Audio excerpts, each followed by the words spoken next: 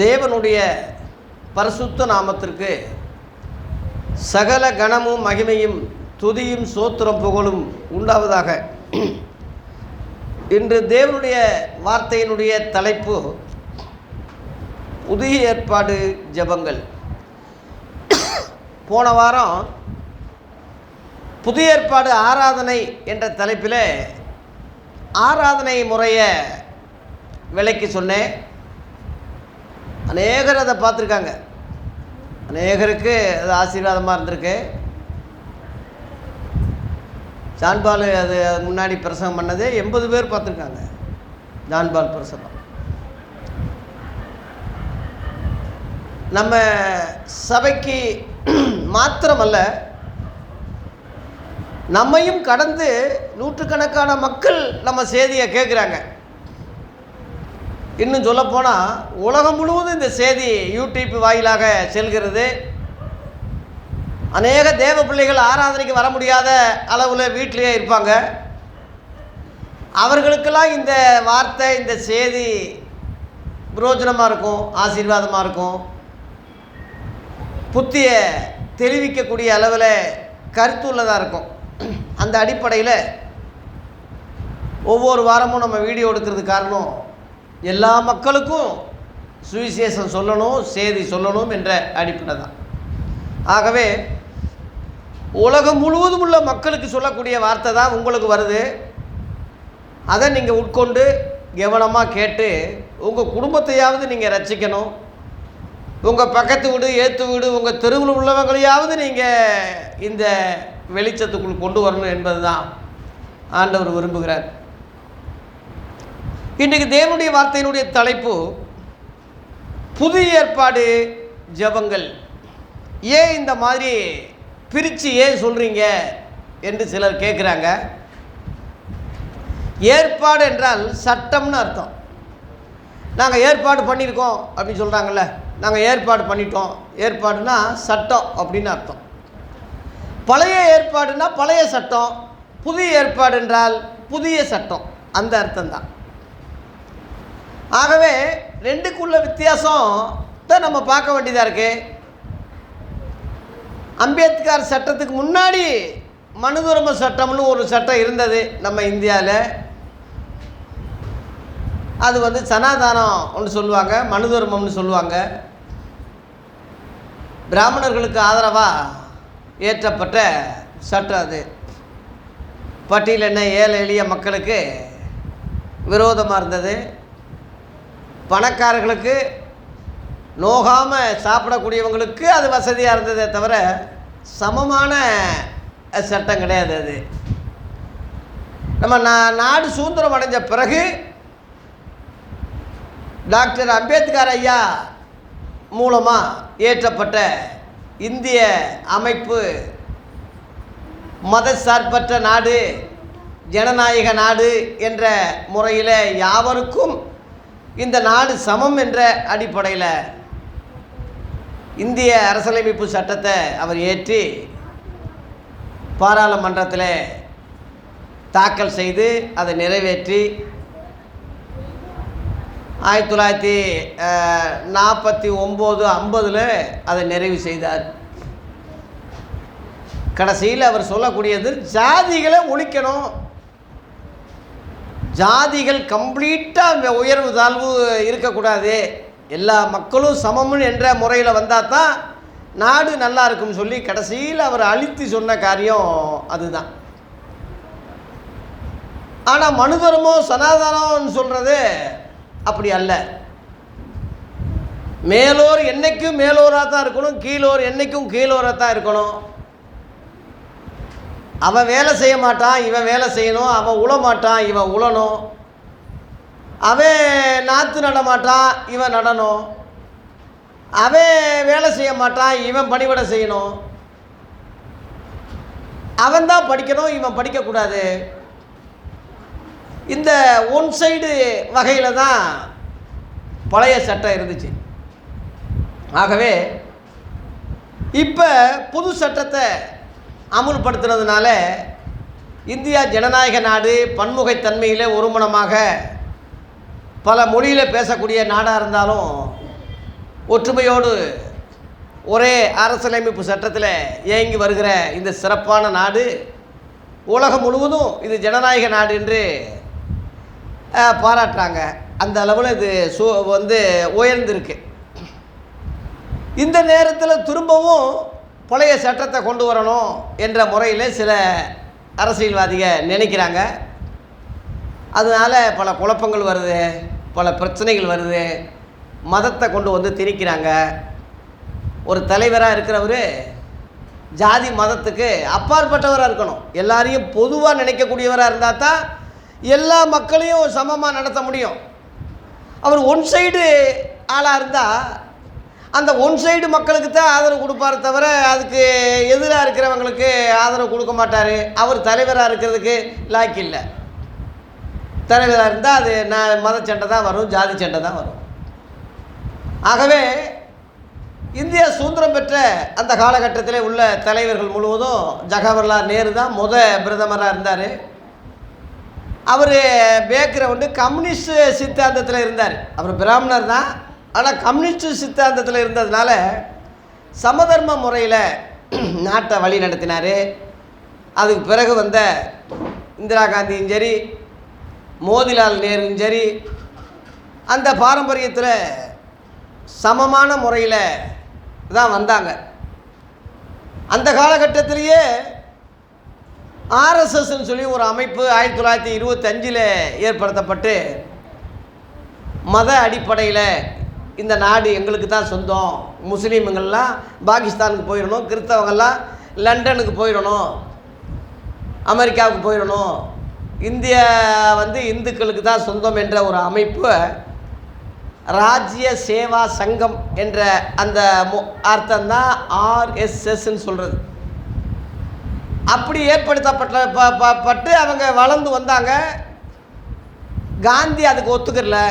காந்தியும் அந்த மேல் வகுப்பு சேர்ந்தவர் தான், இந்துல உள்ள தீவிரமாக கும்பிடக்கூடியவர் தான். ஆனாலும் மதசார்பற்ற நாடாக இருக்கணும்ப்பா, எல்லோரும் சேர்ந்து போராடி இருக்காங்க, செத்து இருக்காங்க, அதனால் எல்லாருக்கும் சமமாக தான் இருக்கணுமே தவிர உயர்வு தாழ்வு இருக்கக்கூடாதுன்னு அவர் சொன்னதுனால சுட்டு கொன்னாங்க. 1948 சுட்டு கொன்னாங்க. மத தீவிரவாதிக்கு தான் கொன்னாங்க அவரை. அந்த மாதிரி மதவெறி, இந்திரா காந்தியை சுட்டது மதவெறி தான். அது ஏதோ பொற்கோயிலில் இராணுவத்தை அனுப்புனதுனால அந்த மதக்காரங்க கோவப்பட்டு அந்த மெய்காப்பாளனையே பயன்படுத்தி சுட்டு கொண்டுட்டாங்க 1984 மே மாதம். மத தீவிரவாதத்தில் எத்தனையோ பெரிய தலைவர்கள் செத்துருக்காங்க. ஜான் கென்னடி அமெரிக்காவில் உள்ள முன்னாள் ஜனாதிபதி, அவர் அப்படி தான் கொண்டாங்க. இந்த மாதிரி நிறையா பேர் பெரிய தலைவர்கள்லாம் அப்படி தான் கொண்டாங்க. ராஜீவ் காந்தியெல்லாம் கொண்டு வச்சு பீஸாக ரொம்ப கொடூரமாக கொண்டது ஜாதி அடிப்படையில் தமிழர்களுக்கு விரோதமாக அவர் இயங்குறாருன்னு சொல்லி, ஜாதி மதம் இந்த ரெண்டு வந்தாலே விளங்காது. இந்த நம்ம ராமநாதபுரம் சண்டையெல்லாம் ஜாதி சண்டை தானே, எத்தனை பேர் செத்தாங்க, என்ன தீர்வு கிடைச்சது? அத்தனை பேர் செத்தாலும் தீர்வு இல்லையில. வன்முறையும் ஒரு தீர்வு ஆகாது. இதை ஏன் சொல்கிறேன்னா, கிறிஸ்தவத்துக்குள்ள நான் சொல்கிறது அரசியல், இப்போ நான் சொல்கிறது கிறிஸ்தவத்துக்குள்ள இந்த சனாதனம், இந்த ஜாதி, இந்த மதம் புகுந்திருக்கு. எப்படி புகுந்திருக்கு? எதுக்காக புகுந்திருக்கு? எதை வச்சு அதை கையாளுறான்னா, பழைய ஏற்பாடு புதிய ஏற்பாடு ஒன்றா ஆக்குனதுனால, வித்தியாசம் தெரியாததுனால, ரெண்டையும் அவங்க கடைப்பிடிச்சு பேசுறதுனால ஜாதி இங்கே வருது, மதம் இங்கே வருது, பிரிவினைகள் இங்கே வருது. கிறிஸ்தவம்னாலே என்னன்னு தெரியாமல் போகுது, இயேசு என்ன சொன்னார்னே தெரியாமல் போகுது, அவருடைய ஆதி அப்போஸ்தலர்கள் என்ன சொன்னாங்கன்னு தெரியாமல் போகுது. இதுதான் இன்றைக்குள்ள ஒரு அவல நிலைமை. இதனால் கிறிஸ்தவம் வளராது. ஸ்தாபனங்கள் அதிகரித்ததுனால, தலைவர்கள், பிஷப்புகள், போப்புகள் அதிகரித்ததுனால உண்மையான ஒரிஜினல் கிறிஸ்தவம் மறைஞ்சி உண்மையான தலைவர் இயேசுவை நினைக்காம அவரால் நியமிக்கப்பட்ட ஆதி அப்போஸ்தலர் இவங்க தான் வழிகாட்டி, இவங்களுக்கு செவி கொடுங்க, இவங்களை ஏற்றுக்கிட்டா தான் என்னை ஏற்றுக்கிற முடியும்னு சொன்ன அந்த காரியத்தையெல்லாம் புறக்கணித்து அவன் ஸ்தாபனத்தை உருவாக்கி கொள்கைகளை உருவாக்கி இயேசு என்ற பேரில், கடவுள் என்ற பேரில், வேதக்காரங்க என்ற பேரில் குழப்பி வச்சிருக்கிறது தான் இன்றைக்குள்ள வேதனையான காரியம். ஆபிரகாம்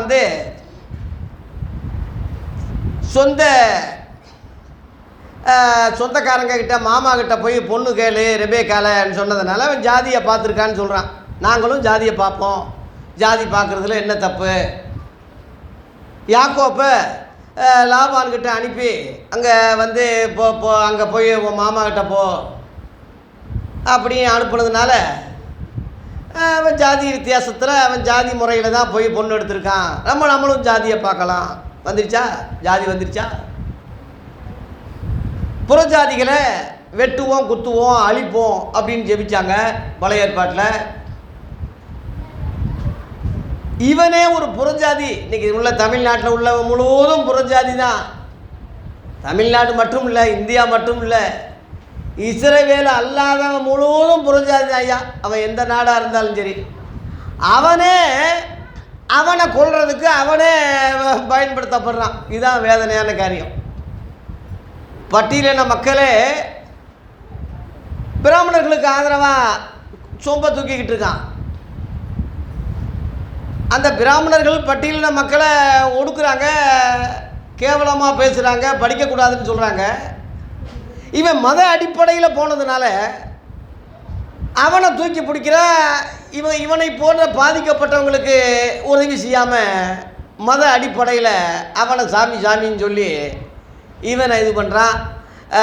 மத அடிப்படையில் அந்த மாதிரி பழைய ஏற்பாட்டு காரியங்கள் ஜெபங்கள் வேறு, புதிய ஏற்பாட்டு ஜெபங்கள் வேறு. பழைய ஏற்பாட்டு விசுவாசம் வேறு, புதிய ஏற்பாட்டு விசுவாசம் வேறு. பழைய ஏற்பாட்டு ஊழியம் வேறு, புதிய ஏற்பாட்டு ஊழியம் வேறு. பழைய சட்டங்கள் வேறு, புது சட்டங்கள் வேறு. இன்றைக்கி ரோமர் 7 அதிகாரத்தை வேத பாடமாக வாசிக்கும்போது பழமையான எழுத்தின்படி அல்ல, புதுமையான ஆவியின்படியே ஊழியம் செய்வோம்னு இன்றைக்கி வாசிச்சிங்கல்ல. பழமையான எழுத்து, புதுமையான ஆவி, இந்த ரெண்டையும் பிரிக்கிற இந்த காரியம் நிருபங்களில் அப்போஸ்தலர்கள் தான் தெளிவாக சொல்லியிருக்காங்க. இன்னும் சொல்லப்போனால் இயேசு மலை பிரசங்கத்திலேயே பழைய ஏற்பாடுக்காரங்க மாதிரி ஜெபிக்காதீங்கன்னே சொன்னார். அது ரொம்ப பேருக்கு தெரியல. மத்தேயு 6 அதிகாரத்தில் 9 to 13 வரை நீங்கள் ஜெபம் பண்ண வேண்டிய விதமாவதுன்னு சொல்லி கொடுத்தாரு. அவர் ஏன் சொல்லி கொடுக்கணும்? பழைய ஏற்பாடு ஜெபங்கள் நிறையா இருக்குல்ல, பழைய ஏற்பாடு ஜெபங்கள் நிறையா இருக்குது. அதில் ஏதாவது ஒரு ஜெபம் பண்ணிட்டு போங்கடான்னு சொல்கிறது தெரியாதா இயேசுவுக்கு? நீங்கள் ஜெபம் பண்ண வேண்டிய விதமாவதுன்னு அந்த ஜெபம் பண்ண வேண்டிய விதத்தை ஏன் சொல்லி கொடுக்குறாரு சீசர்களுக்கு? கவனிங்க. இன்னும் சொல்ல போனால் அதில் மேலே 7ஆம் வசனம் 8ஆம் வசனத்தில் அவர்களைப் போல ஜெபம் செய்யாதீங்கன்னு வேற சொல்கிறாரு. எவர்களைப் போல? வேதபாரகர், பரிசேயர். அவங்க யார்? பழைய ஏற்பாட்டுக்காரங்க. மனுஷர் பார்வைக்கு ஜெபிக்கிறாங்க, நீண்ட ஜெபம் பண்ணுறாங்க, ஆலயங்களில் ஜெபிக்கிறாங்க, வீதிகளில் ஜெபிக்கிறாங்க,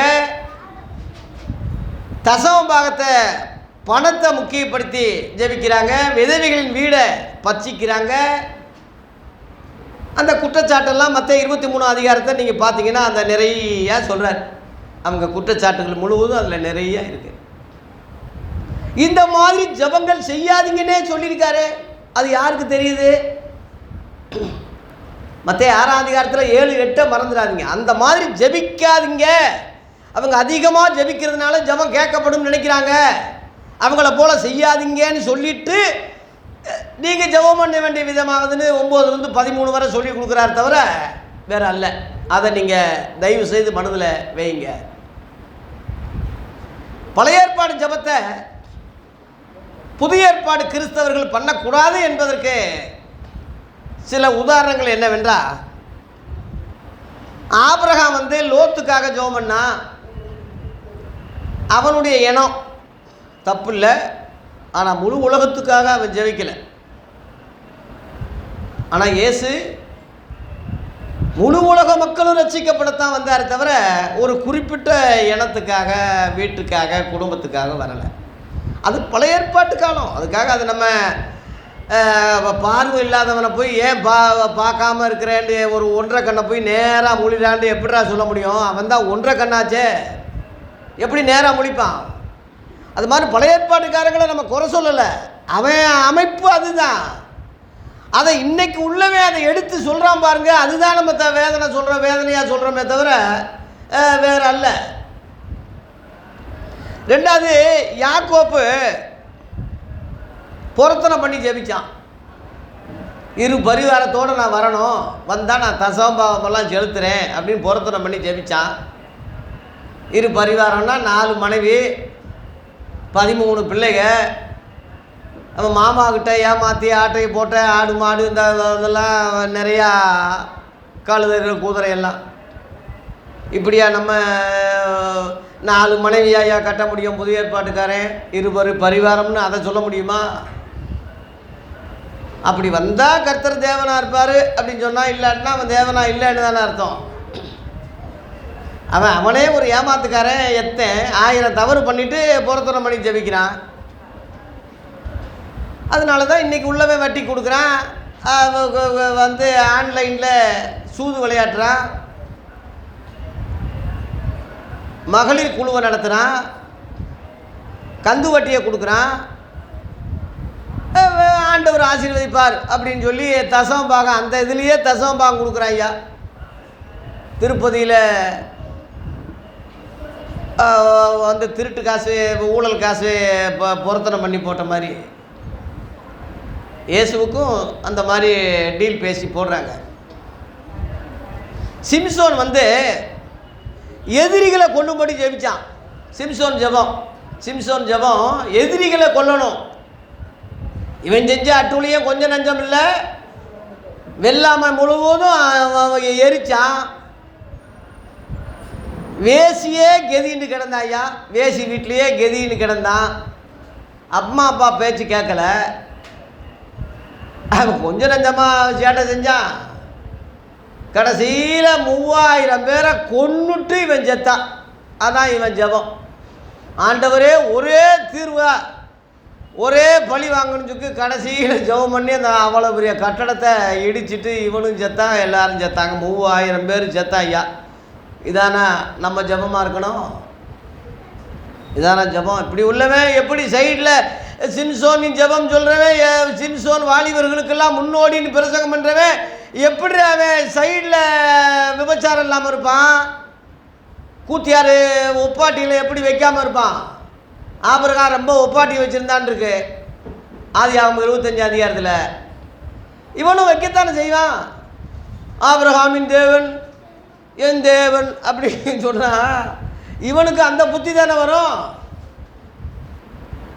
ஆபிரகாமின் தேவனும், ஈசாக்கின் தேவனும், யாக்கோப்பின் தேவனும் உன் பிதாக்களுடைய தேவனமாக இருக்கிறேன்னு மோசேக்கு தான் கர்த்தர் சொன்னார் தவிர நமக்கு சொல்லலை. நமக்கு என்ன சொன்னார் இயேசு? பூமியில் ஒருவனையும் பிதா என்று சொல்லாதுங்கள், பரலோகத்தில் இருக்கிற ஒருவரே உங்களுக்கு பிதாவாக இருக்கிறான்னு மத்தேயு 23:9 சொன்னார். எவன் கேட்டான்? அருள் தந்தைகள், நாங்கள் ஆவிக்குரிய தந்தை, நாங்கள் வந்து அருள் தந்தைன்னு சொல்லி இன்றைக்கி சொல்லிக்கிட்டு இருக்கானே. ஐயா இவனுக்கு எப்படி தெரியும்? அந்த வேற்றுமை தெரியாதவன் தன்னை தந்தைன்னு தானே சொல்லுவான். இதான் எழுப்பது இல்லாமல் கிறிஸ்தவம் முன்னேறாமல் இருக்கிறது காரணம் இதுதான். தானியேல் எருசலேமை பார்த்து ஜெபம் பண்ணான் இருக்கு. கோயிலை பார்த்து ஜன்னலை திறந்து வச்சு 3 வேளை ஜெபிச்சான் இருக்கு.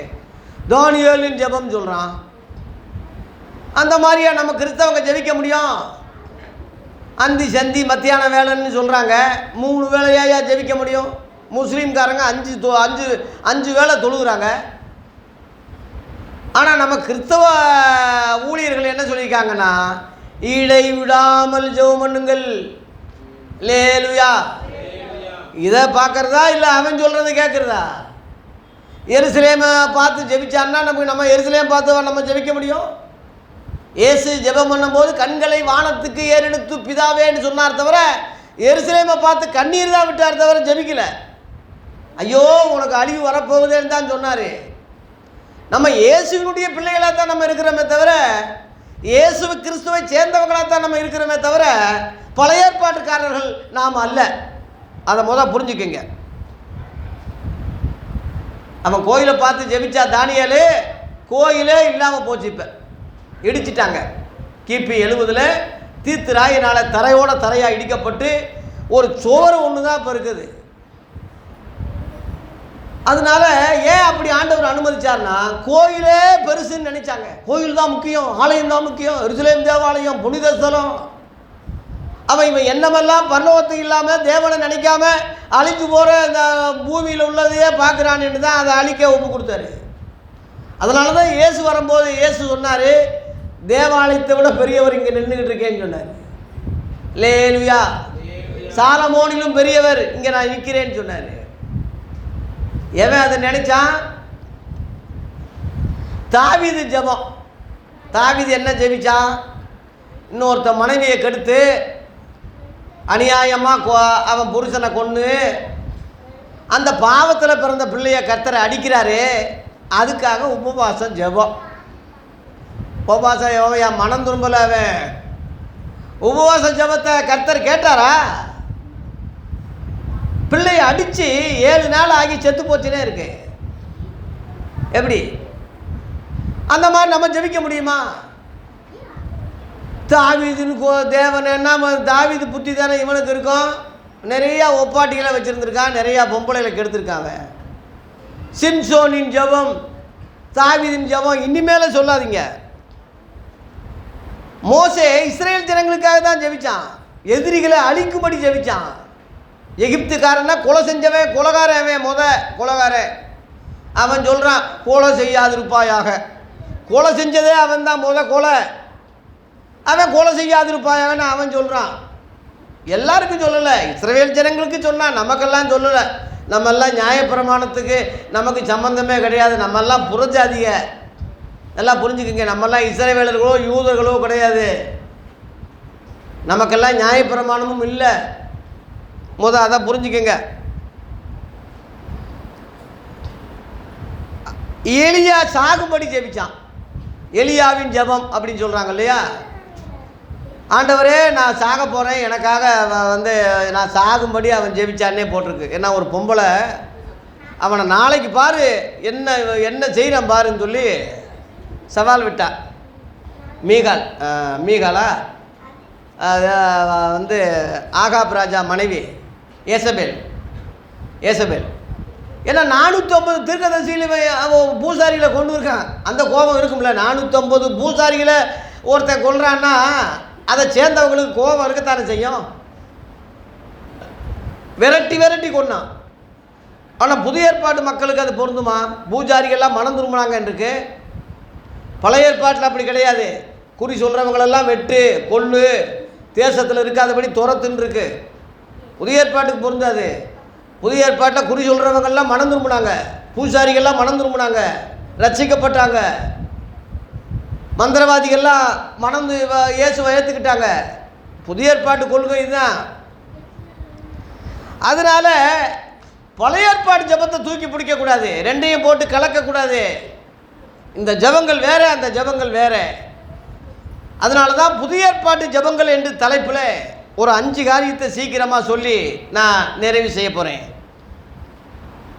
புதிய ஏற்பாட்டு ஜெபங்கள் என்ற தலைப்பில் முதலாவது இயேசு கிறிஸ்து நமக்கு எப்படி ஜெபம் கற்றுக் கொடுத்தார்.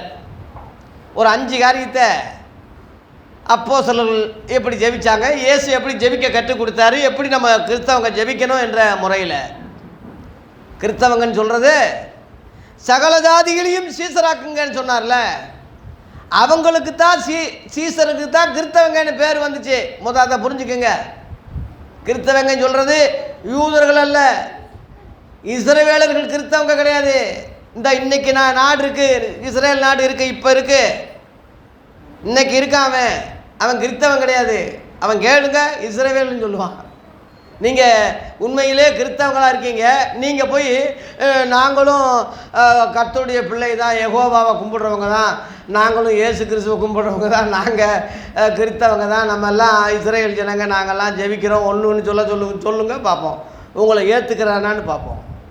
இன்றைக்குள்ள யூதைய இஸ்ரவேல் ஏற்றுக்குருவானா? ஐயா நம்மளை ஏற்றுக்குருவானா? கிறிஸ்தவனை அவன் இனத்திலிருந்து கிறிஸ்தவனானவனையே அவன் ஏற்றுக்கிறல, புறஜாதியிலிருந்து கிறிஸ்தவனான நம்மளை அவன் ஏற்றுக்குருவானா?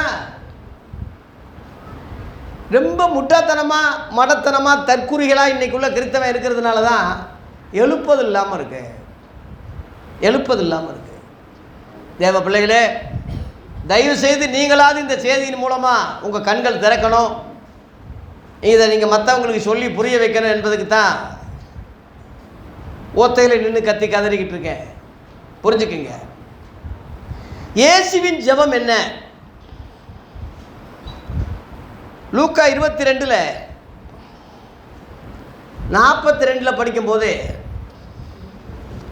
இயேசுவின் ஜெபம் என்ன படிங்க. பிதாவே, உமக்கு சித்தமானால் இந்த பாத்திரம் என்னை விட்டு நீங்கும்படி செய்யும், ஆயினும் என்னுடைய சித்தத்தின்படி அல்ல, உம்முடைய சித்தத்தின்படியே ஆக கடவுது என்று ஜெபம் பண்ணினார். இயேசுவின் ஜெபம் தேவ சித்தத்துக்கு ஒப்பு கொடுத்து ஜெபம் பண்ணார். ஆண்டவரே, பிதாவே, என்னுடைய சித்தத்தின்படி அல்ல. ஏன் இயேசுவோட பெரிய ஆள் இருக்கானா நாட்டில்? பழைய ஏற்பாட்டுக்காரன் இயேசுவோட பெரிய ஆள் என்ன இருக்கான்னு சொல்லுங்க. ஆபிரகாம் உண்டாக்கு முன்னமே நான் இருந்திருக்கிறேன்னு சொன்ன இயேசுவை விட பெரிய ஆள் யார் இருக்காங்க நாட்டில்? அவரே என் சித்தத்தின்படி அல்லன்னு சொல்லும் போது மற்றவன் பழைய ஏற்பாட்டுக்காரன் முழுவதும் பார்த்து நீ ஜபிச்சுக்கிட்டு இருக்கிறியே, எப்படி பொருந்தும்? அது எப்படி நல்லா இருக்கும்? இயேசுவே தன்னுடைய சுய சித்தம் வேண்டாம், உம்முடைய சித்தம் தான் ஆக கடவுள்னு ஜபிக்கும் போது அதுதான் கோல் மாடல், அதுதான் நமக்கு முன்மாதிரி, அதுதான் நமக்கு பாடமாக இருக்கணுமே தவிர வேறு ரூட்டில் நம்ம போகக்கூடாது. ஒரு பெட்டிஷன் எழுதுறீங்கன்னா குண்டக்க மாட்டாக எழுதி கொடுக்கக்கூடாது. கரெக்டாக பெறுநர் யார், கொடுக்குறவர் யார், பாயிண்ட் என்ன விஷயம், கீழே சைன் பண்ணணும், தேதி போடணும், ஒரு ஒழுங்கு இருக்கு இல்லையா?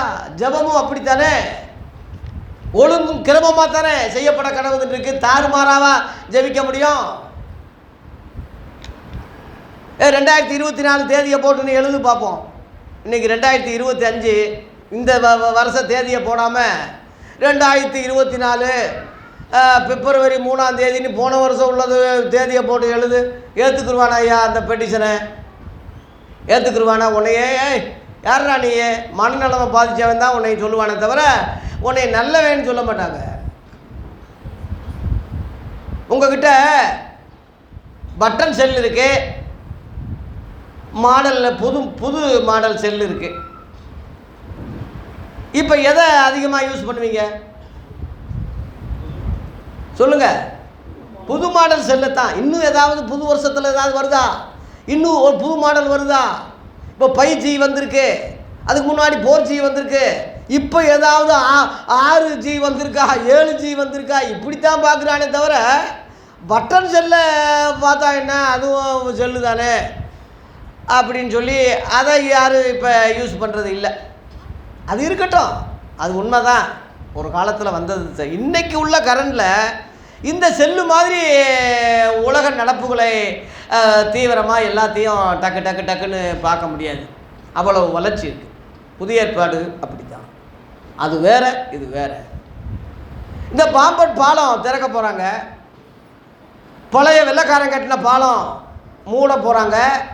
இப்போ புதுசாக ஒரு பாலம் கட்டி இப்போ இப்போ மோடி ஐயா திறக்க போகிறார். இப்போ புதுசாக எத்தனையோ கோடியை போட்டு கட்டி இப்போ திறக்க போகிறாங்க. நாங்கள் இதுலேயும் போவோம் அதுலேயும் போவோம், ஏன்னா அது முன்னாடி இருந்தது தானே, இத்தனை வருஷமாகி ஸ்ட்ராங்காக நிற்குது இல்லை, நாங்கள் அதுலேயும் போவோம்னு சொன்னால் அரசாங்கம் அனுமதிக்குமா? மூடிடுவாங்க, போகக்கூடாதுங்க. புதுசாக திறக்க போகிறோம், இதில் போடா,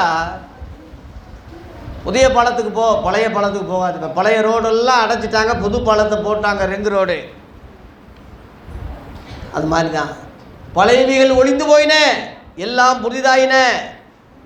கோடி துண்டோட பழைய துண்டை இணைக்காத, பழைய துருத்தியில் புது ரசத்தை ஊற்றாத. எத்தனை விளக்கம் சொன்னார் தெரியுமா? பிசைந்த மாவு புதுசாக இருக்கணும், அதில் புளிப்பு இருக்கக்கூடாது. எவ்வளோ விளக்கம் சொன்னார் இயேசு. அப்போஸ்தலர் எவ்வளோ சொன்னாங்க, அதெல்லாம் மண்டையில் ஏறலையா? அழகு தமிழில் அருமையாக எழுதி வச்சுருக்கானே நிருபங்களில். எவனாவது நிருபங்களை படிக்கிறீங்களா? வாயை திறந்தா பழைய ஏற்பாடு, கிதியோன் வந்தா அவன் வந்தா, கிதியோனுக்கு 70 பிள்ளைங்க, எத்தனையோ கணக்கில்லாத பொம்பளைங்க. சாலமோனுக்காவது 1000 மனைவி 1000 பொம்பளைன்னு சொன்னாங்க. ஆனால் கிதியோனுக்கு கணக்கே இல்லை, அநேக பொம்பளைகள்னு போட்டிருக்கு. நியாயாதிபதிகள் 8ஆம் அதிகாரத்தை பார்த்தீங்கன்னா அவனுடைய நிலைமையை புரிஞ்சுக்கிறீங்க. வேலைக்காரிய கற்பழிச்சானா, 70 பிள்ளைகளை, அநேக பொம்பளைகளை கெடுத்து 70 பிள்ளைகள் பெற்றிருக்கான். ஐயா, கடைசியில் விக்கிர ஆராதனையாக செஞ்சு ஒரு ஏபோத்தை செஞ்சு இஸ்ரேல் ஜனங்கள்லாம் அந்த விக்கிரத்தை கும்பிடுன்னு சொல்லிட்டானா கடைசியில். அதுதான் கிதியோனும் பட்டையும் கர்த்தருடைய பட்டையும் ஆரம்பத்தில் சொன்னதுதான் சொல்கிறானே தவிர கடைசியில் அவன் என்னடா செஞ்சான்? இம்மட்டும் கர்த்தர் உதவி செய்தார்னு எபிரேசன் பேர் வச்சானா சாமுவேல் புஸ்தகத்தில். இப்போ எபினேசர் எபினேசர்னு எபினேசரையே பாட்டு பாடுறான். அது ஒரு கல், இம்மட்டும் உதவி செய்ய ஒரு கல்லை நட்டி அந்த காலத்தில் ஏதோ விளக்கம் கொடுத்துருக்கான், ஒரு விளக்கம். அதை இன்னைக்கு பாடலாமா? அப்போஸ்தலர் 17:29 கடவுள் கல்லுக்கு ஒப்பனையாக நினைக்காதீங்கன்னு பவுல் சொல்கிறான். கல், வெள்ளி, பொன் இவைகளுக்கு தெய்வம் ஒப்பாக இருக்கும்னு நினைக்கக்கூடாது. அந்த வசனத்தை மட்டும் படிங்க. நாம் தேவனுடைய சந்ததியாக இருக்க மனசுடைய சித்திர வேலையினாலும் யுக்தி ஐடியா கற்பனையினாலும் உருவாக்கின பொன், வெள்ளி, கல் இவைகளுக்கு தெய்வம் ஒப்பா இருக்கும் என்று நம்ம நினைக்கக்கூடாதுன்னே இருக்கு. அப்போ ஏன் இப்போ பழைய ஏற்பாட்டில் எழுதியிருக்குன்னா 30ஆம் வசனத்தில் அறியாமை உள்ள காலம்னு இருக்கு. படிக்கமா? அறியாமை உள்ள காலங்களை தேவன் காணாதவரை கண்டும் காணாதவரை போல் இருந்தார். இப்பொழுதோ புதிய ஏற்பாட்டு காலத்திலே மனம் திரும்ப வேண்டும் என்று எங்கும் உள்ள உலக நாடுகளுக்கு முழுவதும் கட்டளையிடுகிறார். ஆர்டர். லேலுயா. அதுதான் சத்தியமே தவிர உபதேசமே தவிர இன்னைக்குள்ள நாதாரிகளுக்கு எவனுக்குடா அது தெரியும் பகுத்தறிஞ்சு சொல்கிறதுக்கு? எபினேசர் எபினேசர் அடேங்கப்பா பாட்டை பார்த்தீங்கன்னா எவன் வாயை திறந்தாலும் அதைத்தான் பாடுறான். ஏழும் பட்டும் கிதியோனின் சேனைகள் ஆலேலூயான்னு கத்துறானே. கிதியோனின் சேனையாடா நம்ம இன்னைக்கு என்னடா யாரை போய் வெட்ட போகிறோம்? சமாதானத்தை விரும்புகிற நம்ம கிதியோன் சேனையை போய் எவனை போய் வெட்ட போகிறோன்னு சொல்லுங்க. மீனாட்சம்மன் கோயிலில் சுற்றுறானா, எரிகோ கோட்டை விழணும்னு கோபுரம் விழணும்னு என்னடா அறிவு இருக்கு அவனுக்கு? தற்குறியில் முட்டாத்தன ஆளுகளை வச்சுக்கிட்டு எப்படிடா எழுப்புதல் உண்டாகும்? நாட்டில் தேசத்தில் எப்படி எழுப்புதல் உண்டாகும்? அவன் எல்லாம் கிறிஸ்தவனாவே. அவன்கிட்டையும் மூஞ்சியும் பாரு, அவன் ட்ரெஸ்ஸை பாரு, அவன் தோற்றத்தை பாரு. ஆள் பாதி ஆடை பாதி. ஆள் தோற்றத்தை பார்த்தாலே சில ஆளுகளை கண்டுபிடிக்கலாம். சில பொம்பளைகளுடைய அலங்காரம் பார்த்தாலே, முடி ஸ்டைல் பார்த்தாலே அந்த பொம்பளை எப்படின்னு கண்டுபிடிச்சிடலாம். ஆதிக்குரியவனாக இருந்தால் கண்டுபிடிப்பான், ட்ரெஸ்ஸை பார்த்து கண்டுபிடிப்பான். ஆள் பாதி ஆடை பாதி. அதுக்கு தான் சொல்கிறாங்க இன்றைக்குள்ள ஊழியக்கார மூஞ்சிகள்லாம் பாரு. பிடி பார்லர் செலவு பண்ணுறது ஏன் வழுக்கு தலையாக இருந்தால் இருந்துட்டு போகுது. கர்த்தர் முடியை எடுத்துட்டாருன்னா இருந்துட்டு போகட்டும். ஒட்டு முடியை ஏண்டா வைக்கிற? ஒட்டு லட்சக்கணக்கில் செலவு பண்ணி ஒட்டு முடி வைக்கிறான். ஒட்டு முடி ஏன் வைக்கணும்? என்ன காரணம்? தன்னைத்தானே வெறுத்து அப்படின்னு சொல்கிற அந்த இடத்துக்கு நீ வர முடியுமா?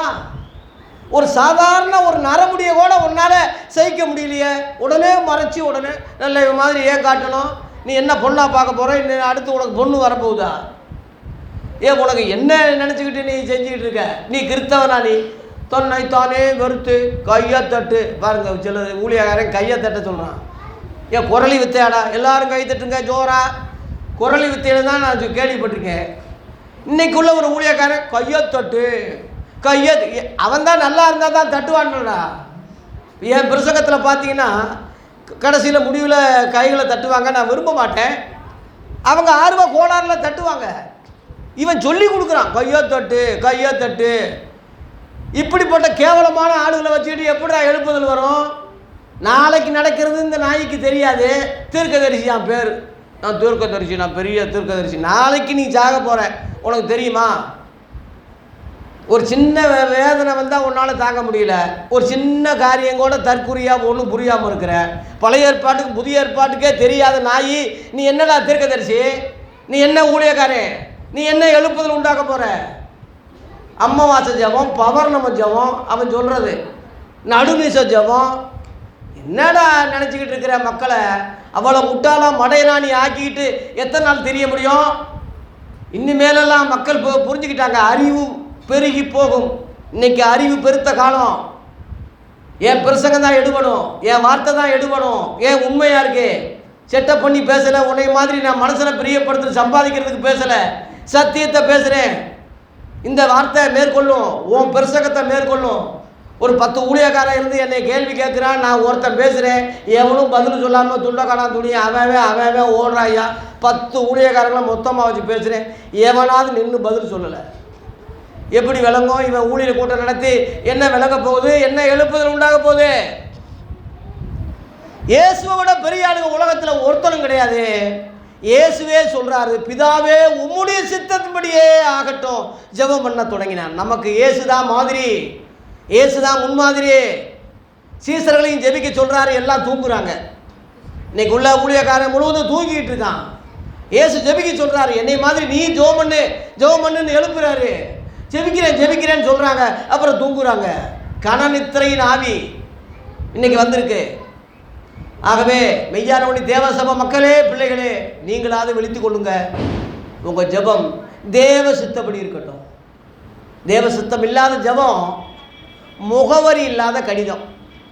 விடிய விடிய விடிய விடிய நீ நிறைய பக்கங்களை எழுதி அட்ரஸ் போடாமல் அனுப்புனா ஊர் போய் சேருமாடா? அந்த மாதிரி தான் கிடப்பில் போட்டுருவாங்க தூக்கி, உன் பெட்டிஷன் சேராது. பழைய ஏற்பாட்டுக்காரன் முகவரி தெரியல. முகவரி எது தெரியுமா? இயேசு கிறிஸ்து தான். வழியை எப்படி அறியும்? வழியை தெரியாதே. பழைய ஏற்பாட்டுக்காரன் கேட்குறான், இயேசு சொல்கிறாரு, நானே வழியும் நானே சத்தியமும் நானே ஜீவனுமாக இருக்கிறேன். லேலுயா. என்னையே அல்லாமல் ஒருவனும் பிதாவின் இடத்துல வரான். அதுதான் அட்ரஸ். அட்ரஸ் இல்லாமல் ஒரு கடிதம் போய் சேருமா? இயேசு இல்லாமல் ஜெபம் பரலோகத்துக்கு சேராது. புரிஞ்சுக்க. வேறு வழியாக ஏறுகிறவன் கல்லனும் கொள்ளைக்காரன் சொல்லிட்டாரு. நானும் ஒரு வழின்னு சொல்லலை, நானே வழி என்று அடித்து சொல்கிறாரு. ஆகவே இயேசு கிறிஸ்து தான் மார்க்கம், அவர் தான் வழி, அவர் தான் அட்ரஸு. பழைய ஏற்பாட்டுக்காரன் எவனாவது இயேசுவி நாமத்தில் பிதான்னு சொல்லியிருப்பானா? சொல்லி ஜெபம் பண்ணியிருப்பானா? ஏன்னா இயேசுவே வரல. அது அவங்க மேலே குத்தம் இல்லை. அந்த ஜெபத்தை நம்ம பண்ணக்கூடாது. நம்ம இயேசு கிறிஸ்து இப்போ புதிய ஏற்பாட்டை சொல்லி கொடுத்துட்டாரு. இயேசுவி நாமத்தில் பிதாவேன்னு சொல்லுங்க. என் நாமத்தினாலே பிதா கிட்ட எதை கேட்டாலும் அவர் தருவாருன்னு சொல்லிட்டாரு. ஏன் மூலமாக நீங்கள் வாங்க சொல்லி கொடுத்துட்டாருல. சொல்லி கொடுத்த பிறகு ஒன்றும் தெரியாத ஆளுகளை நம்ம எப்படிடா பின்பற்ற முடியும்? அவன் ஜெபத்தை நம்ம எப்படிடா செய்ய முடியும்? அது யூதர்கள் இஸ்ரேல் ஜனங்களுக்கு உள்ள காலம், அது அறியாமை உள்ள காலம். அது வேற, இது வேற. ஆகவே இயேசுவின் ஜெபம் தேவ சித்தப்படியே இருந்தது. தேவ சித்தப்படி ஜெபிக்காவிட்டா அவன் எவனாக இருந்தாலும் பரலோகம் போக முடியாது. ஒரு விஷயம் சொல்கிறேன். மத்தேயு 7ஆம் அதிகாரத்தில் 21 வாசிக்கும் போது, பரலோகத்தில் உள்ள என் பிதாவின் சித்தத்தின்படி செய்கிறவனே பரலோக ராஜ்யத்தில் பிரவேசிப்பனா அல்லாமல் என்னை நோக்கி கர்த்தாவே கர்த்தாவேன்னு சொல்கிறவன் அதில் இப்போ தெளிவாக போட்டிருக்க. இயேசுவை நோக்கி நீ ஜெபிச்சாலும் கூட பிதாவின் சித்தப்படி தான் நீ ஜெபிக்கணுமே தவிர, சும்மா என்னைய பார்த்துக்கிட்டு கர்த்தாவே கர்த்தாவே தேவர்களுக்குள் யார் பெரியவர் நீ பாட்டு பாடுற, ஆராதனை ஜெபங்கள் அடியே கப்பா நீ பெரிய ஆள் மாதிரி கத்துற. பிதாவின் சித்தப்படி நீ செய்யாட்டினா உன் ஜெபம் இயேசுவே சொல்கிறாரு, எனக்கு தெரியாதுன்னே சொல்கிறாரு. பிதாவின் படி செய்யாத ஆளுக கீழே 22, 23 படிக்கும்போது, உமது நாமத்தினாலே தீர்க்க தரிசனம் உரைத்தோம் அல்லவா, உமது நாமத்தினாலே பிசாசுகளை துரத்தினோம் அல்லவா, உமது நாமத்தினாலே அநேக காரியம் அடேங்கப்பா பெரிய அளவில் செய்கிறாங்க. ஆனால் பிதாவின் சித்தம் செய்யலையா. ஆனால் ஆண்டவர் அவங்களை என்ன சொல்கிறாரு, ஒரு காலம் உங்களை அறியவில்லை. அக்கிரம செய்காரே என்னை விட்டு. அக்கிரம செய்கை என்ன தெரியுமா, பிதாவின் சித்தத்தின்படி ஜெபிக்காமல் இருப்பதே ஒரு அக்கிரமம் தான். தெரியாதுன்னே சொல்கிறாரு. அதாவது முகவரி இல்லாத ஒரு கடிதம், முகவரி இல்லாட்டினா அந்த ஊர் போய் சேராது. அந்த மாதிரி இயேசு கிறிஸ்துவின் நாமமே அல்லாமல் இந்த உலகத்தில் ரட்சிப்புக்கு வேறு எந்த நாமமும் கிடையாது. அவர் மூலமாக ஒரு ஜெபம் போகாமல், ஒரு ஆராதனை போகாமல், நீ எந்த ரூட்டில் நீ சும்மா நீ அவன் சொன்னா இவன் சொன்னா நீ ஜெபிச்சுக்கிட்டு இருந்தீனா தெரியாதுன்னு தான் சொல்லுவார். ஊழியக்காரங்களே, தீர்க்கதரிசிகளே, பெரிய பெரிய தலைகளே புரிஞ்சுக்கிங்க, இதோட திருந்துங்க, நீங்கள் மனம் திரும்புங்க. ஒன்று. ரெண்டாவது, புதிய ஏற்பாட்டு ஜெபங்கள் என்ன? 1 தெசலோனிக்கேயர் 5:18 படிங்க. 1 தெசலோனிக்கேயர் 5:18.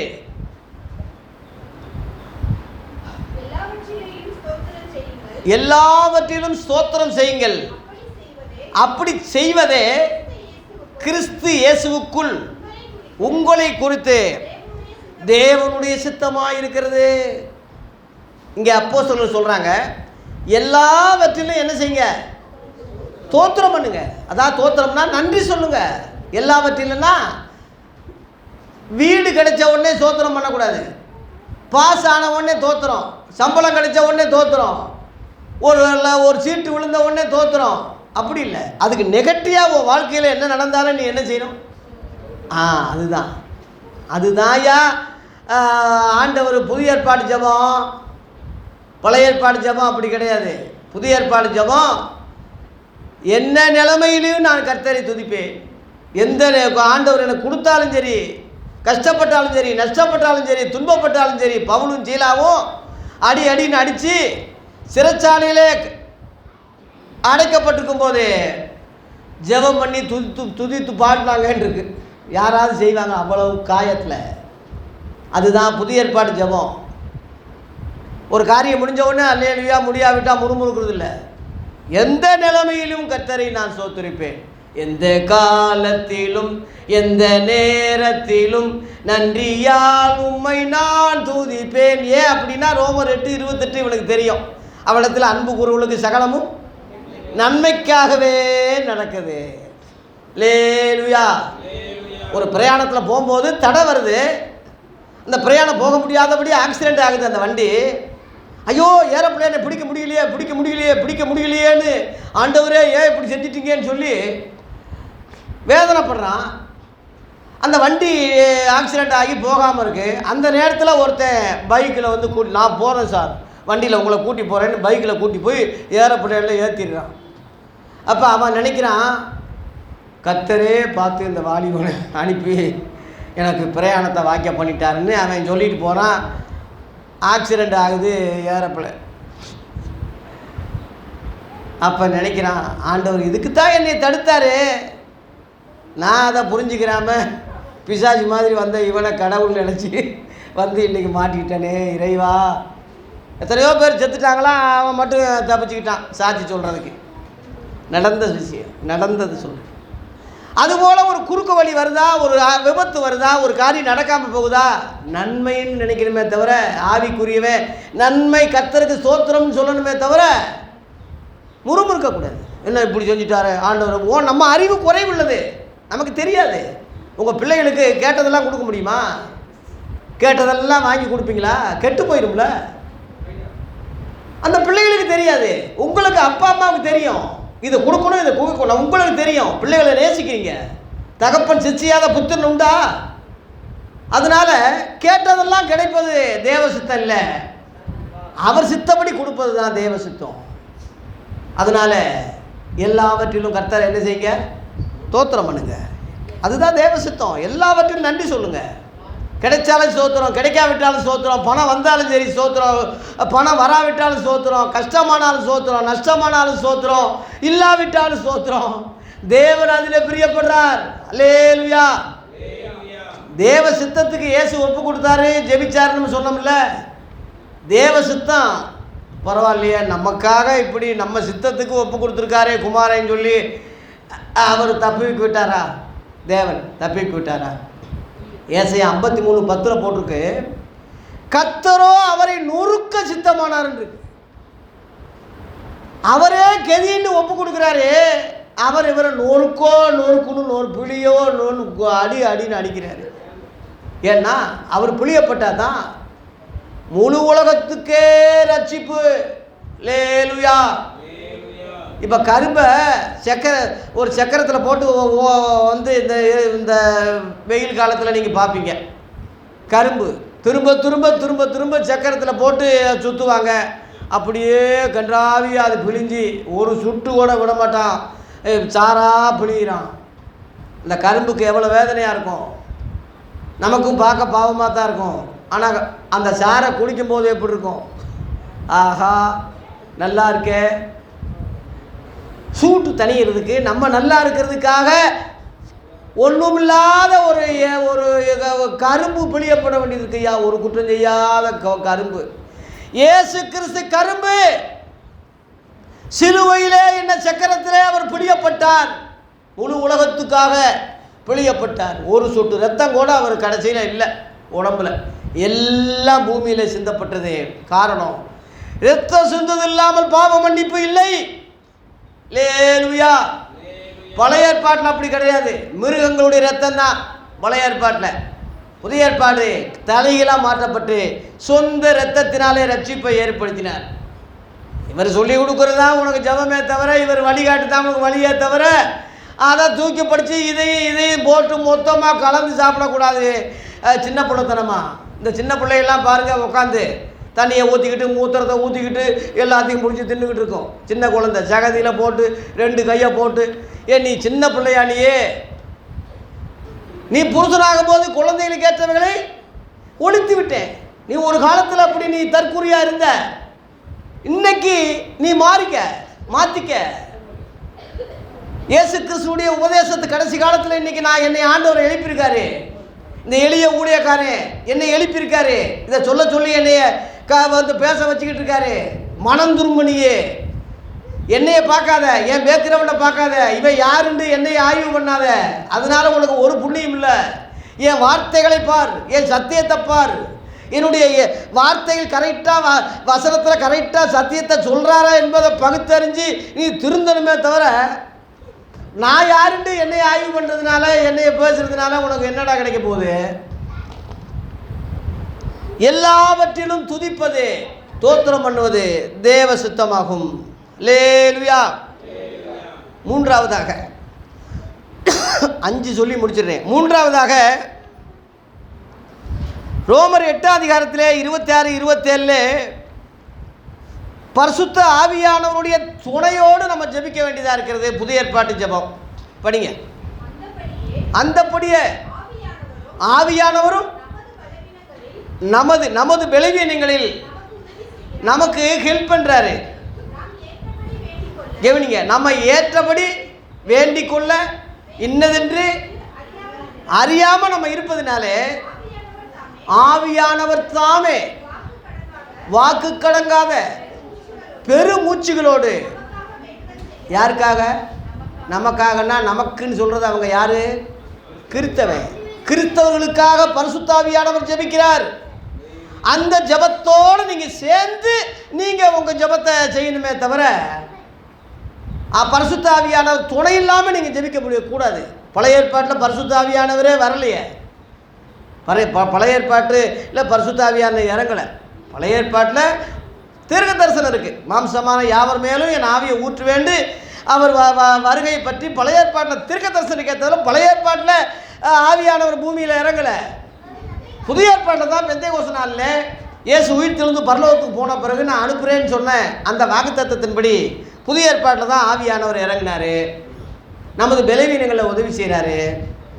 இன்னும் சொல்லப்போனால் எபேசியர் 4:30 நம்மை பக்குவப்படுத்தி பரிசுத்தப்படுத்தி நம்மளை சீர்படுத்தி எடுத்துக்கொள்வதற்கு ரகசிய வருகையிலே நம்மை பக்குவப்படுத்தி நம்மை சரி பண்ணி நம்ம எடுத்துக்கொள்ளுகிறதுக்கு பக்குவப்படுத்தக்கூடியவராக இருக்குது. அதனால அவரை துக்கப்படுத்தாதீங்கன்னு, பரிசுத்த ஆவியானவரை துக்கப்படுத்தாதீங்க. ஏன்னா அவர் தான் நம்மளை இயேசுக்கிட்ட போய் சேர்க்க போகிறாரு. அவர் வகையில் தான் நீங்கள் ஜெபிக்கணும். அதுதான் புதிய ஏற்பாட்டில் பவுல் சொல்கிறான், நான் ஆவியோடு பாடுவேன் கருத்தோடும் பாடுவேன், ஆவியோடு விண்ணப்பம் பண்ணுவேன் கருத்தோடு. அப்போ ஆவியோடுனா பரிசுத்த ஆவி தான். இந்த பரிசுத்த ஆவியோடு தான் நான் பாட்டு பாடுவேன், பரிசுத்த ஆவியினால தான் ஜெபம் பண்ணுவேன், அது விண்ணப்பம் பண்ணுவேன், எல்லாம் இந்த பரிசுத்த ஆவியின் துணையோடு தான் நான் செய்வேனே தவிர தனிப்பட்ட முறையில் நான் செய்ய மாட்டேன். தனிப்பட்ட முறையில் செஞ்சால் அவன் ஜெபம் என்னதென்று அவனுக்கே தெரியாது. இங்கே பவுலே சொல்கிறான்ல, நம்ம வேண்டிக் கொள்ள இன்னதென்று அறியாதிருப்பதுனாலேன்னு இருக்க. அப்போ ஆவியானவன் நமக்கு ஹெல்ப் பண்ணுறாரு. அந்த ஆவியானவன் பழைய ஏற்பாட்டில் வரல, புதிய ஏற்பாட்டில் தான் இறங்கினார், இன்ன வரைக்கும் இப்போ வரைக்கும் இருக்கார். அந்த ஆவியானவர் துணையோடு நீங்கள் ஆராதிங்க, ஜெபம் பண்ணுங்க, அந்த ஜெபம் கேட்கப்படும். லேலுயா. இன்னைக்கு ஜான்பால் ஆராதனையில் ரொம்ப அருமையாக இருந்துச்சு. ஆவியில் நிறைஞ்சி அந்நிய பாஷையோடு ஆராதித்தான். இந்த மாதிரி ஆராதனை கேட்டு எத்தனையோ வருஷம் ஆயிடுச்சு எனக்கு. நான் ரொம்ப ஆவியில் களி கொடுத்தேன். ஆவியானவர் எங்கேயோ அங்கே தாயா விடுதலை. பல கஷ்டம் பிரச்சனை கட்டுகளோடு வர்றீங்க, இந்த ஆராதனையில் உங்களுக்கு விடுதலை கிடைச்சிடும், நிச்சயமாக கிடைக்கும். எனக்கு கொடுக்குறது ஆவியானவர். ஜான்பால் பயன்படுத்துகிறார். இப்போ இந்த மைக்கு மாதிரி, மைக்கு என்ன செய்யும், அலோனா அலோன்னு, அது மாதிரி எங்களை கர்த்தர் பயன்படுத்துகிறார் வாயாக. உங்கள் மேலே அவர் பிரியமாக இருக்கிறார். வசனத்தை கேட்டவர்கள் எல்லார் மேலும் ஆவியானவர் இறங்கினார். லேலுயா. அதனால தனியாக உட்காந்து ஜெபம் பண்ணும்போது அந்நிய பாஷையோடு பேசுங்க. சில ஆள் அந்நிய பாஷையை நையாண்டி பண்ணுறாங்க, கேலி பண்ணுறாங்க, தெரியாதவங்க. அதை பற்றி ஒரு நாள் பிரசங்கம் எடுக்கிறேன். அந்நிய பாஷைன்னா என்ன, வரங்கள்லாம் என்ன, தனி பிரசங்கம் ஒரு நாள் பண்ணுறேன். அதனால் அந்நிய பாஷையோடு தனியாக உட்காந்து ஜெபம் பண்ணுங்க. அது உங்களுக்கு பக்தி விருத்தி உண்டாக்குது. அந்நிய பாஷை பேசுகிறவர் மனசிடத்தில் பேசாமல் தேவனிடத்தில் பேசுகிறான். பக்தி விருத்தி உண்டாக அந்நிய பாஷை பேசுங்க. நீங்கள் எல்லாரும் அந்நிய பாஷை பேசும்படி விரும்புகிறேன்னு பவுல் சொல்கிறான். அதான் ஆவியோடு பாடுவேன் கருத்தோடு பாடுவேன். லேலுயா. வேறொரு ஆவி இருக்குது, அதை குறித்து நம்ம ஜாக்கிரதையாக இருக்கணும். அதனால் உண்மையான பரிசுத்த ஆவியாவோடு விண்ணப்பம் பண்ணுறது, ஜெபம் பண்ணுறது தேவ சித்தமாகும். அது ஆண்டவருக்கு பிரியமான ஜெபமாகும். அந்த ஜெபம் கரெக்டாக கரண்டில் அப்படியே போய் சேரும் பரலோகத்தில். 3. 4வதாக மத்தேயு 7:21 படிங்க. இயேசு சொன்னார், சீசர்கள் ஜெபம் பண்ணியே போகலை. ஒரு பிசாசு பிடிச்சவனை சீசர்கள் ஜெபம் பண்ணி, அப்போஸ்தலர்களுக்கு அந்த அதிகாரம் இருக்குது. மத்தேயு 10 பிசாசியில் துரத்துங்கன்னு அதிகாரம் கொடுக்குறாரு. அதிகாரம் பெற்றவங்களாலேயே முடியல ஐயா. சில காரியம் முடியுது, சில காரியம் முடியல.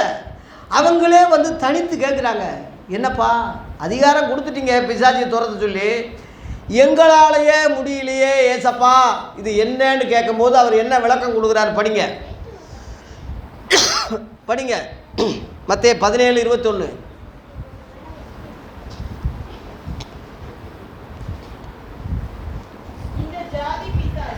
இந்த ஜாதி பிசாசி ஜெபத்தினாலும் உபவாசத்தினாலே அன்றி மற்ற எவ்விதத்திலும் புறப்பட்டு போகாது என்றார்.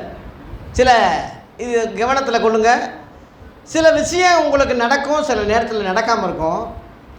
நடக்காமல் இருந்தால் ஒருவேளை அது ஜாதி பிசாசியாக இருக்கும். அது ஒரு ஜாதி பிசாசி, இவன் ஒரு ஜாதி பிடிச்ச வேண்டான்னு சொல்கிறோம்ல, அந்த மாதிரி ஒரு சில காரியங்கள் இருக்குது. அதுக்கு உங்கள் ஜெபத்தோடு என்ன சேர்த்துக்கங்க, உபவாசம். ஒரு நாள் லீவை போடுங்க. ஒரு நாள் லீவை போட்டு தனியாக ரூமில் உட்காந்து தனியாக உபவாசம் போட்டு ஜெபம் பண்ணுங்க. என் வாழ்க்கையில் உபவாச ஜெபத்தில் சாதிக்காதது நான் இது வரைக்கும் ஒன்றும் கிடையாது. 40 ஆண்டுக்கு மேலே ஊழியம் செய்கிறேன். என் அனுபவத்தை சொல்கிறேன். எவ்வளோ ஜெபத்தை கேட்டிருப்பாரு. சில நேரத்தில் நடக்காமல் இருக்கும். யாருக்கு சொல்லாமல் தனியாக உபவாசம் போட்டு உட்காந்துக்க ஜெபம் பண்ணுவேன், அழுவேன். அப்படியே நடந்து அல்லேலூயா.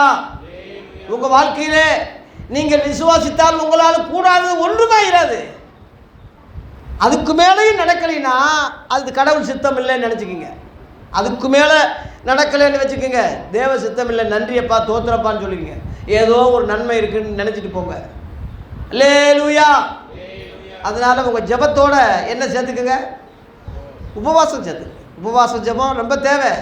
மாதத்தில் ஒரு முறையாவது உபவாசம் பண்ணுங்கள். ஒரு வேளை 2 வேளை இருக்கக்கூடாதா? கர்த்தருக்காக, உங்கள் குடும்பத்துக்காக, உங்கள் மனைவி பிள்ளைகளுக்காக, நம்ம சபைக்காக, எனக்காக தனியாக உட்காந்து ஜெபம் பண்ணுங்க. நீங்களும் நல்லா இருப்பீங்க, உங்கள் குடும்பமும் நல்லா இருக்கும், நம்ம சபையும் விருத்தியாகும். அல்லேலூயா. 5வது சொல்லி முடிக்கிறேன். எபேசியர் 6ஆம் அதிகாரம் 18ஆம் வசனம் படிங்க.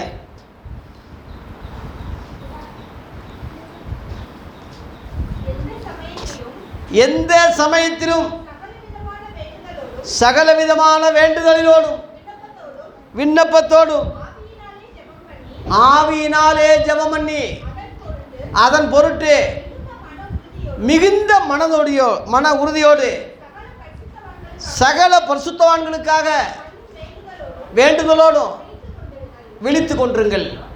அதாவது இந்த எபேசு சபை, கிறிஸ்தவ சபைக்கு பவுல் சொல்கிற ஆலோசனை,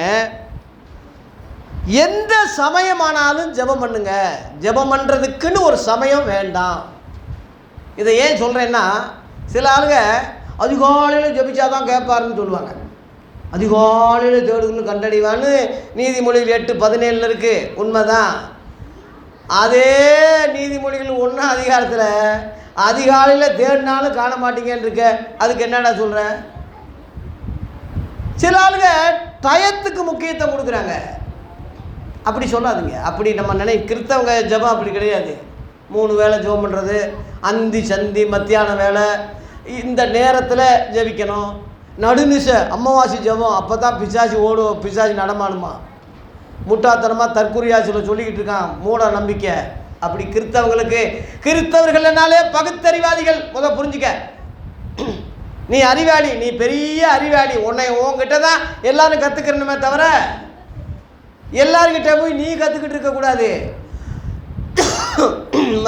எபிரேயர் 11:39-40 அவர்கள் நம்மையெல்லாமல் பூரணராகாதபடி விசேஷித்த நன்மையானது ஒன்றை தேவன் நமக்காக முன்னதாகவே நியமித்துட்டார்னு போட்டிருக்கு. அவர்கள் நம்ம இல்லாமல்னா அவர்கள்லாம் யாரு? பழைய ஏற்பாட்டுக்காரன். நம்ம என்ன யாரு? கிறிஸ்தவன். கிறிஸ்தவனை விட அவர்கள் பூரணர்கள் அல்ல. இங்கே அதுக்கு போட்டுருக்கு, தெளிவாக போட்டிருக்கு. 40ஆம் வசனத்தில் முடியும் போது அந்த வசனம் என்ன போட்டிருக்கு? அவர்கள் நம்மை இல்லாமல் பூர்வராகாதபடி விசேஷித்த நன்மையானது ஒன்றை தேவன் நமக்குன்னா கிறிஸ்தவனுக்குன்னு நன்மையானதை வச்சுட்டாரு. நம்மை விட பழைய ஏற்பாட்டுக்காரன் பூர்ணர்கள் அல்ல. இந்த வசனம் மனப்பாடம் பண்ணிக்கிட்டு எல்லாத்துக்கும் சொல்லுங்க. அதுக்கு முன்னாடி பார்த்தீங்கன்னா பழைய ஏற்பாட்டுக்காரங்க அடேங்கப்பா பெரிய பெரிய ஆளுகள்லாம் வர்றாங்க. 39 போட்டிருக்கு, அவர்கள் எல்லாரும் விசுவாசத்தில் நற்சாட்சி பெற்றிருந்தோம், வாக்குத்தத்தம் பண்ணப்பட்டதை ஒரே அடி, வாக்குத்தத்தம் பண்ணப்பட்டதை அடையாமல் போனவங்க நமக்கு மாதிரியா, முன்மாதிரியா, ஜப மாதிரியா? அவங்க ஜபத்தையா நம்ம செய்ய முடியும்? அவங்களையா நம்ம பின்பற்ற முடியும்? புரிஞ்சுக்கங்க. ஒருவன் எனக்கு ஊழியம் செய்வானால் அவன் என்னை பின்பற்ற கடவான். யோவான் 12:26. மோசேயை பின்பற்றுங்கன்னு சொல்லலை, என்னை பின்பற்றுங்கன்னு சொல்கிறேன். அல்லேலூயா. பவுல் சொல்கிறான், நான் கிறிஸ்துவை பின்பற்றுவது போல என்னை நீங்கள் பின்பற்றுங்க. 1 கொரிந்தியர் 11:1. நம்ம பின்பற்றக்கூடிய கோல் மாடல் இயேசுவோ அவருடைய அப்போஸ்தலர்களே தவிர பழைய ஏற்பாட்டுக்காரன் எவனும் கிடையாது. அதை தூக்கி பிடிக்கிற இன்னைக்குள்ள பிஷப்புகளும் நாதாரிகளும் ரெவரண்டுகளும் தீர்க்கதரிசிகளும் இன்னைக்குள்ள கள்ள தீர்க்கதரிசி எந்த நாயும் கிடையாது. ஏன்னா அதைத்தானே பேசுகிறான். இவன் எப்படி நல்லவனாக இருப்பான்? பகுத்தறிவில்லாத மேப்பராக இருக்கிறவன் இவனை எப்படி நம்ம பின்பற்ற முடியும்? அதனால் ஜெபம் பண்ணுறதுக்குன்னு ஒரு நேரம் காலம்லாம் கிடையாது. எப்போ எந்திரிச்சாலும் ஜெபிக்கலாம்.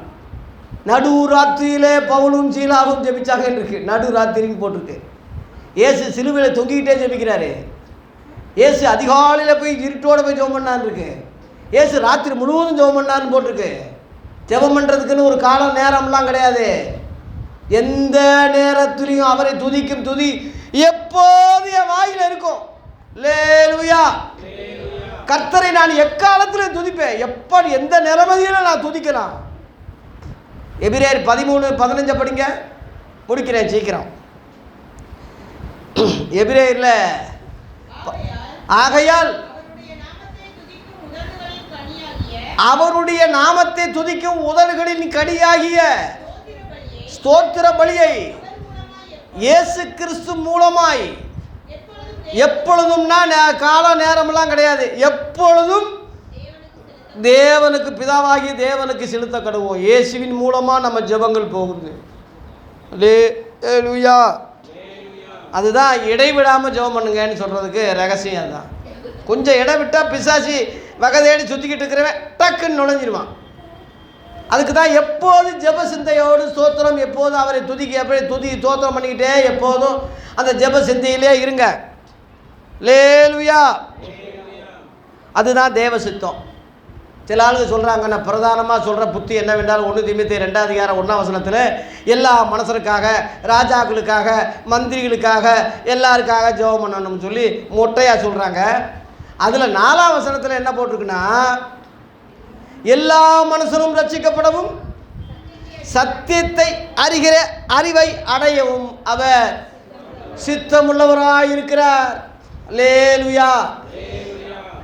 அதனால் ஆட்சி நல்லா இருக்கணும், பதவி ஏற்றணும், இவன் முதலமைச்சராக வரணும், இவன் அதிபதியாக வரணும்னு ஜெபிக்கக்கூடாது. ரட்சிக்கப்படணும். ரட்சிக்கப்பட்டவன் சத்தியத்தை அறிகிற அறிவை அடையணும். அது தேவ சித்தம். அல்லேலூயா.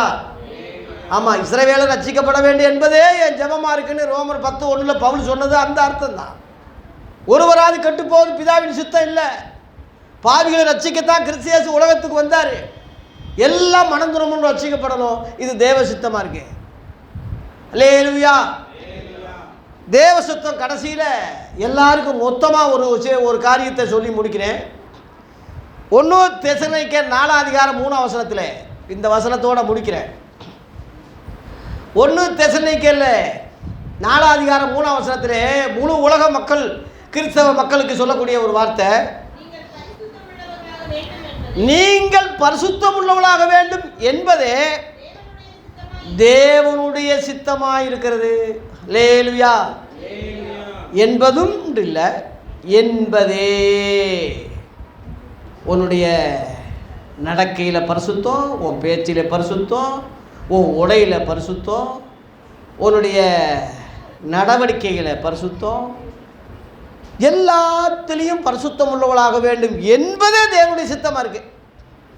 அதனால் அதுக்கு ஆப்போசிட்டாக இருக்கிற வேசி மார்க்கத்துக்கு விலகிறீங்கன்னு போட்டு, அஞ்ஞானிக வேசி மார்க்கம்னா வழி, வேசி மார்க்கம்னா உலக வழி. அதில் 7 படிங்க. அதுலேயே 7, தேவன் நம்மை அசுத்தத்திற்கு அல்ல பரிசுத்தத்திற்கே அழைச்சிருக்கார். அல்லேலூயா. நம்முடைய அழைப்பு எப்படி? பரிசுத்த அழைப்பு தான். பரிசுத்தம் இல்லாமலும் ஒருவனும் கர்த்தரை தரிசிக்க முடியாது. நான் பரிசுத்தர், நீங்களும் பரிசுத்தரா இருங்க. பரலோகத்தில் உள்ள தேவன் எப்படி இருக்கார்? இந்த வசனம் பாருங்க. இருந்தவரும் இருக்கிறவரும் வருகிறவருமாகிய சர்வவல்லமுள்ள தேவனாகிய கர்த்தர் எப்படி இருக்காரு? அப்புறம் எல்லாமே முக்கா 3 தடவை சொன்னாலும் பரிசுத்தர் தான் அவர். அந்த பரிசுத்தம் இல்லாமல் யாரும் பரலோகத்துக்கு போக முடியாது.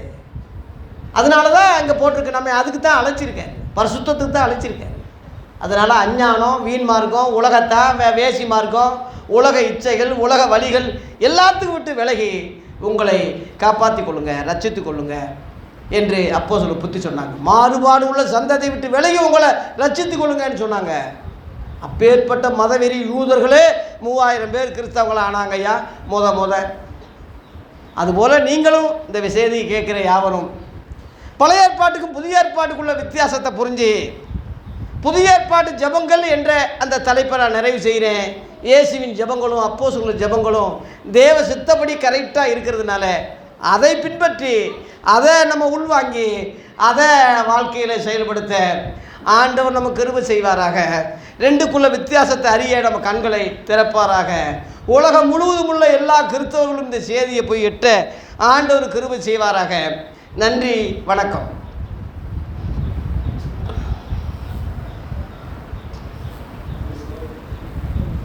எல்லா எழுதினருப்போம் ஒரு பாடல் பாடும்போது